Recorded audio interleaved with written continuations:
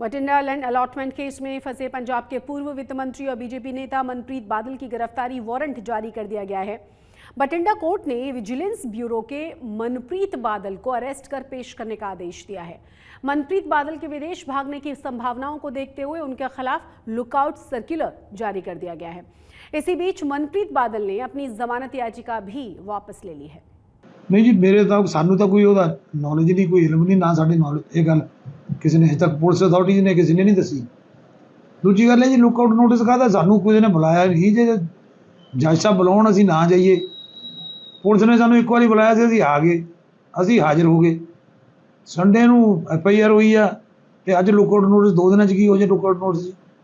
ਜਿਹੜਾ ਕੋਰਟ ਸਾਨੂੰ PO declare ਕਰ ਦੇ, ਕੋਰਟ ਨੇ ਤਾਂ ਸਾਨੂੰ ਕੁਝ ਵੀ ਨਹੀਂ, ਇਹਨਾਂ ਨੇ ਕੋਰਟ ਨੂੰ ਵੀ ਨਹੀਂ ਕਿਹਾ भी जो लभदा नहीं वो पेश नहीं होता, कोर्ट तो परमिशन ले लैन विदाउट परमिशन। चलो जो करना तो फिर तो वैंडेटा ही है ना जी, सारा साडी गल सिद्ध हुंदी आ भी पोलिटिकल वैंडेटे जी सारा कुछ असीं पहलां भी कहा सी। गृह मंत्री अमित शाह अमृतसर में नॉर्दर्न जोनल काउंसिल की बैठक में शामिल हुए। इसमें उत्तर भारत राज्यों के विकास कार्यों के साथ साथ खालिस्तान, अलगाववाद और आतंकी गतिविधियों पर रोक लगाने पर भी चर्चा हुई है।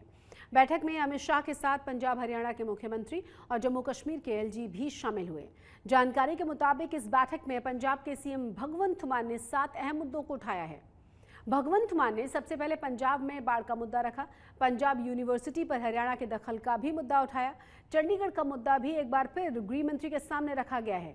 पंजाब में सतलुज यमुना लिंक कनाल और शनन वाटर प्रोजेक्ट पर भी बातचीत की गई है। CM भगवंत मान ने ट्रैवल एजेंट्स पर सख्ती की मांग की है और पंजाब में पैरामिलिट्री फोर्सेस को लेकर भी अपनी मांगों को रखा है। हरियाणा और पंजाब के बीच पानी, राजधानी, अलग विधानसभा और हिमाचल ने पानी का मुद्दा उठाया।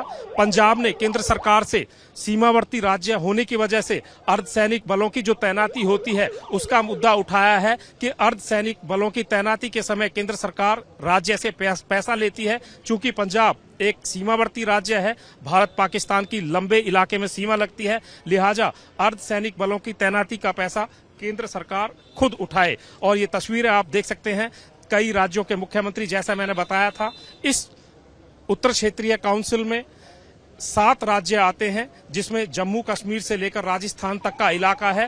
जम्मू कश्मीर, पंजाब में पाकिस्तान की सीमा लगती है। कुल मिलाकर 28 विषयों पर चर्चा हुई है और इस मीटिंग का मसौदा भी तैयार हुआ है। कैमरामैन गुंजीत कुमार के साथ सतेंद्र चौहान, अमृतसर, आज तक। ट्रूडो के कनाडा में खालिस्तान के नाम पर टेरर कंपनी चल रही है। ड्रग्स और हथियार की तस्करी, वसूली, हत्या जैसे अपराध से इकट्ठा किए जा रहे फंड का इस्तेमाल भारत विरोधी हरकतों में किया जा रहा है। अपराधियों, गैंगस्टर्स और आतंकवादियों की इस टेरर कंपनी के सिर पर ट्रूडो हुकूमत का हाथ है। आज हम आपको दिखाने जा रहे हैं कि आखिरकार कनिष्क विमान धमाका कांड में 331 बेगुनाह लोगों के खून से रंगे हाथ वालों को कनाडा ने क्यों इतनी हिफाजत दे रखी है और अब कनाडा में अपनी कुर्सी को बचाने के लिए ट्रूडो सरकार किस स्तर तक गिरती जा रही है।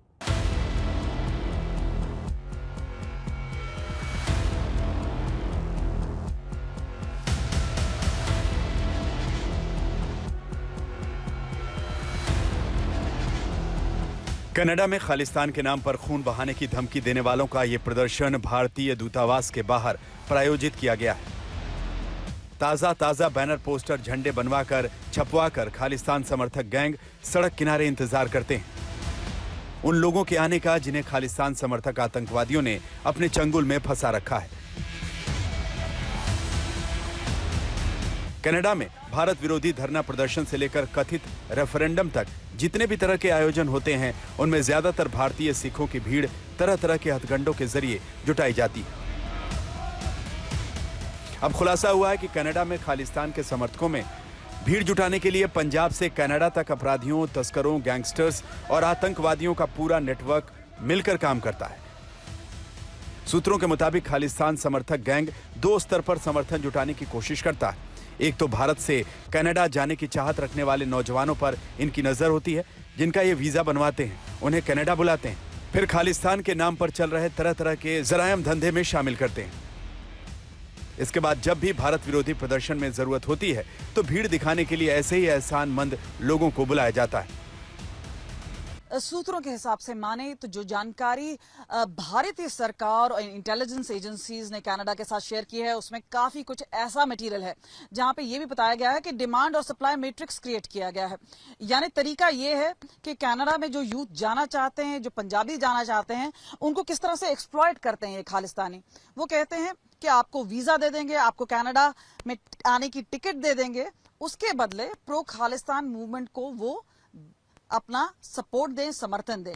दूसरी ओर खास तौर पे वो जो स्टूडेंट्स जो कनाडा में अपना कोर्स कंप्लीट कर सकते हैं और उनको नौकरी नहीं मिल रही है, छोटी मोटी नौकरी के चलते वो मांगते हैं समर्थन, और इसी के चलते वो जो सपोर्ट सिस्टम है कहीं ना कहीं उसको एक्सप्लॉइट किया जा रहा है। भी बताते हैं कि खालिस्तान समर्थक गुट के पास अवैध फंडिंग और पॉलिटिकल पावर इतनी बढ़ चुकी है कि यह कनाडा के गुरुद्वारों में शांति प्रिय लोगों को बाहर कर चुके हैं।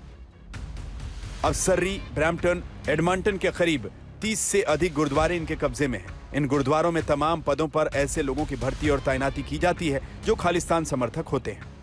ये ट्रूडो साहब जो इनकी पार्टी है, इनके पिताजी जब वो भी प्राइम मिनिस्टर से, तो उस वक्त भी हमारा कनिष्का जिसमें 331 लोग मारे गए थे, बम ब्लास्ट हुआ था जहाज का, इंडियन एयरलाइन जो जा रहा था, तो उसमें भी जो तीनों लोग थे, चाहे वो ये रिपुदमन था जो पिछले दिनों वहां पे वो भी गोली से मारा गया, चाहे परमार था, ऐसे उनको भी इसके पिताजी ने 1985 में, ये जून महीने की बात है, उस टाइम भी इन तीनों को पनाह वहां पे दी थी।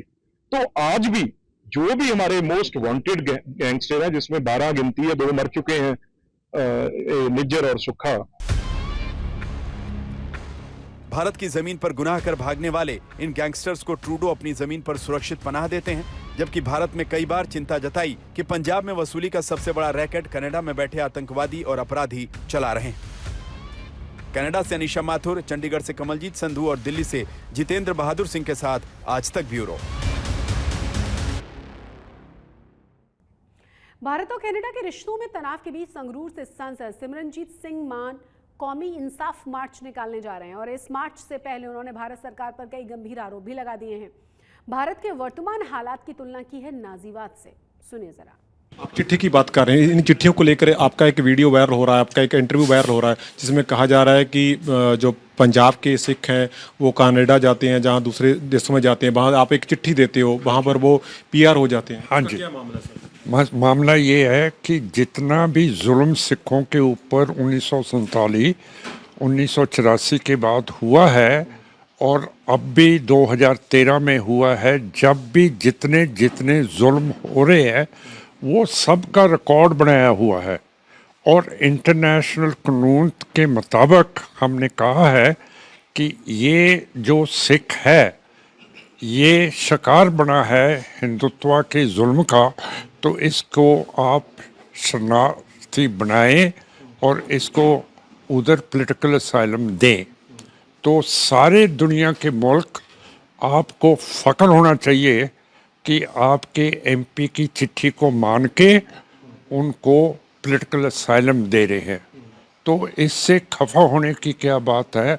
मैं सिखों को बचा रहा हूँ कि वो जुल्म का फिर तो निशाना न बन जाए।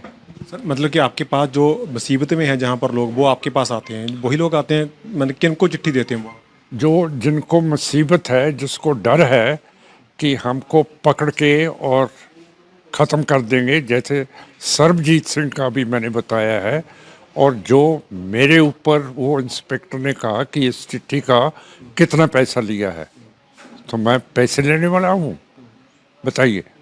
सो ये बात सिखों को जलील सकता है कि आपका वो इंटरव्यू जहाँ तो उसमें एक बात हो रही थी कि आप फंड के रूप में कुछ पैसा लेते हैं उसी। हाँ, जो पार्टी को फंड देते हैं वो हम लेते हैं, जैसे बीजेपी भी फंड के साथ चलती है। होंगे अभी तक जितने लोगों को आपने शरण दिलाई है, जहाँ आपने मदद की, इतने को दिला दिया कि हिंदुस्तान के नाक में दम करके रख दिया। सुक्खा की हत्या के बाद भारतीय एजेंसियों ने उन गैंगस्टर पर शिकंजा कसने का प्लान बना लिया है जो कनाडा में बैठकर हिंदुस्तान में गैंग चला रहे हैं। लेकिन एक सवाल सभी के जहन में खड़ा हो गया है कि आखिर इन गैंगस्टर्स की कमान और फंडिंग का जरिया है क्या? खुलासा ये हुआ है कि ड्रग्स का कारोबार और हवाला का इस्तेमाल इन गैंगस्टर्स और आतंकवादियों की फूड पाइपलाइन है, जिसे काटना बेहद जरूरी है।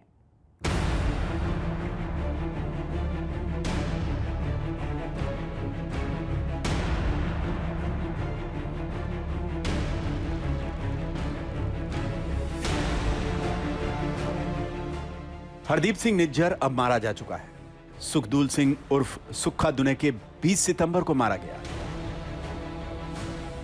ये दो सिर्फ नाम नहीं है, बल्कि नुमाइंदे हैं कनाडा में पनाह पाने वाले उन गुनहगारों की जिनकी तलाश हिंदुस्तान के कानून को है। अब इस लिस्ट में शामिल जरा कुछ और नामों पर गौर करिए। अर्शदीप डल्ला, लखबीर लांडा, गोल्डी बराड़ या फिर गुरपतवंत सिंह पन्नू। अमेरिका से कनाडा तक ये सारे के सारे खुलेआम घूमते हैं और इन सारे गैंगस्टर और आतंकवादियों के गठजोड़ को कनाडा की जमीन मिल गई है, जहां से ये लोग बेखौफ फल फूल रहे हैं। एक तरफ जहां भारतीय जांच एजेंसियां भारत में खालिस्तानियों के खिलाफ नकेल कसने में जुटी हुई हैं, तो वहीं दूसरी तरफ खुफिया एजेंसियों ने आज तक को जानकारी दी है कि कनाडा के करीब 30 गुरुद्वारा में खालिस्तानियों ने वहां पर अपनी पैठ बना रखी है। इसके जरिए वो भारत के खिलाफ एंटी इंडिया प्रोपेगेंडा चला रहे हैं। जानकारी ये भी है कि वहां पर ह्यूमन ट्रैफिकिंग का काम गुरपतवंत सिंह पन्नू और अर्शदीप डल्ला की तरफ से किया जा रहा है, जिसकी मदद पाकिस्तानी खुफिया एजेंसी ISI फंडिंग के जरिए कर रही है। पंजाब के गैंग के लोग पाकिस्तान से ड्रग लाकर पंजाब में बेचते हैं। इससे मिला पैसा कनाडा में खालिस्तान समर्थक आतंकवादियों तक जाता है। खुलासा यहां तक है कि कनाडा में खालिस्तान समर्थक गैंगस्टर ड्रग के धंधे में शामिल हैं और ड्रग्स की बेहिसाब कमाई के बंटवारे को लेकर ही गैंगवॉर छिड़ती रहती है।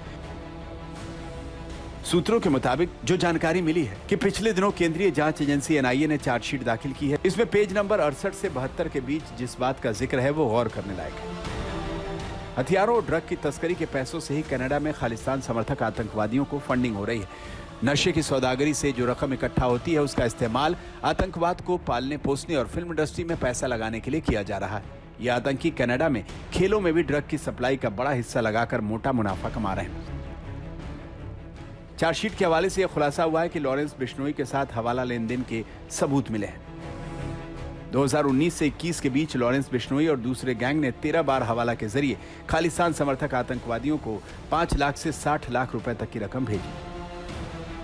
2021 में गोल्डी बराड़ को हर महीने 2 लाख रुपए भेजे जाने का खुलासा हुआ। अकेले 2020 में 20 लाख रुपए की 2 पेमेंट भेजने की बात सामने आई। खालिस्तान समर्थक आतंकवादी सतवीर सिंह सैम को 2020 में 50 लाख रुपए भेजे गए, जबकि 2021 में सैम और बराड़ को 60 लाख रुपए भेजे गए। इसी तरह 21 में 40 लाख और 20 लाख की 2 और पेमेंट्स सैम को भेजी गई। साफ है कि जिस रकम का हवाला सामने आया है वो किसी नेक काम में तो नहीं लगी होगी। और कनाडा में पनाह लिए बैठे खालिस्तानी आतंकी और पंजाब के गैंगस्टर की तो ये अभी आधी पिक्चर है, पूरी पिक्चर अभी बाकी है।